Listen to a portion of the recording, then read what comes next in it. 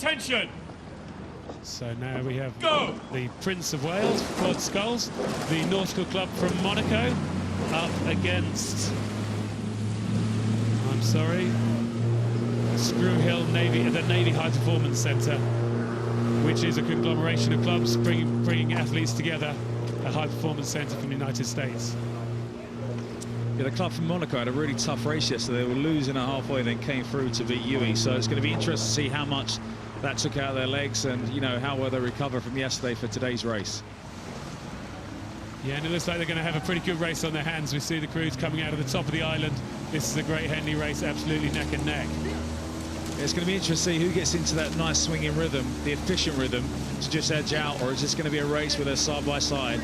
But there's times to the kind of, you know, the 40 marker yesterday, we were about 3 seconds between them, but due to the wind yesterday, we're not sure if that was, you know, relatively how close they'll be today.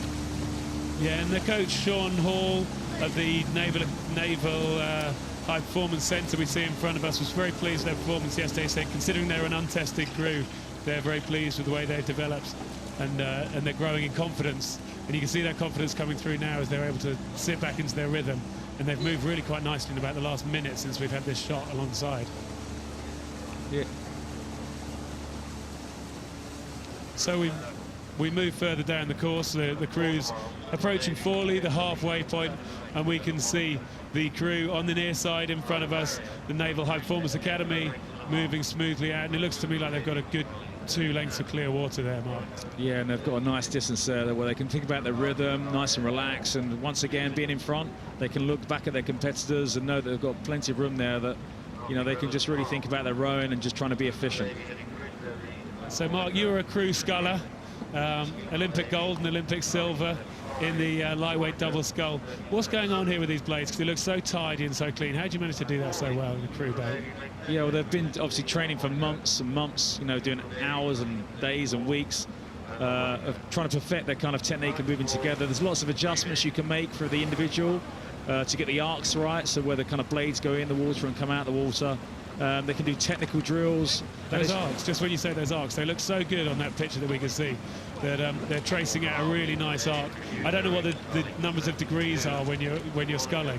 I know what it is when you're rowing. I used to try and come forwards 57 and come back 36. It's longer in a sculling boat, isn't it? Because you can reach a bit further around the boat. But those arcs, it's the sort of measures we put in place, and to see them just moving so perfectly and nicely together. Yeah, you can see just how much they've taken. And there's so much technology you can use now with the biomechanics to see, you know, how people move, how their kind of power curves go through the water, and just work out the most efficient way to get everybody moving in the same kind of sync. Yeah, and I understand now they're getting to a stage where they can actually get real-time feedback. So the Cox is able to use that biomechanics data, so that almost a bit like a Formula One car, there's data being picked up on how long the rowers or scullers are actually rowing, and the Cox can pick that information up and feed it back to the rowers. We couldn't get it in real time in my day. We had to wait till afterwards, and then you had a sort of slightly frightening show and tell session where the data came out for the biomechanist and told you, Greg, you've been rowing short today. It was kind of name and shame, really, wasn't it? Wasn't it? Yeah. Yeah. But of course, here we got these fantastic pictures, which the guys will be able to go home and have a look at. And this is not a flattering picture usually, looking at a crew coming head on towards you. But you can see just how good the technique is here, that this crew from the United States coming out really nicely together, getting locked on and moving the boat past, and there's really nothing to pick between all 4 blades on each side of the boat there.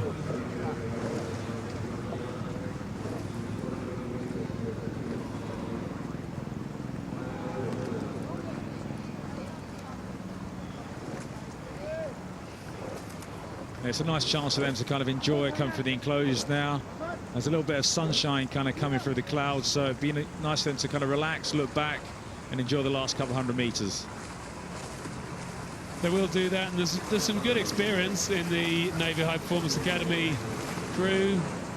Just looking, Leonard Futterman in the bow seats. He was second in the US trials in the double scull for the national team back in 2009. He was in the junior Coxed 4.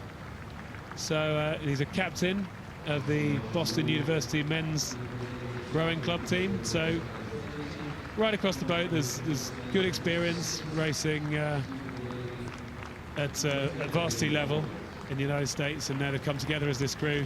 Come to Henley. For them, most of them is their first time here, and this is a good, strong performance for a Friday at Henley.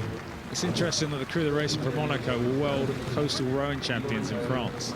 So that's right. Yes, I remember looking at them yesterday. Coastal rowing was their thing, but they have got some good river rowing in there as well. I know there's some of them been in the under-23s, but they've been slightly outgunned today.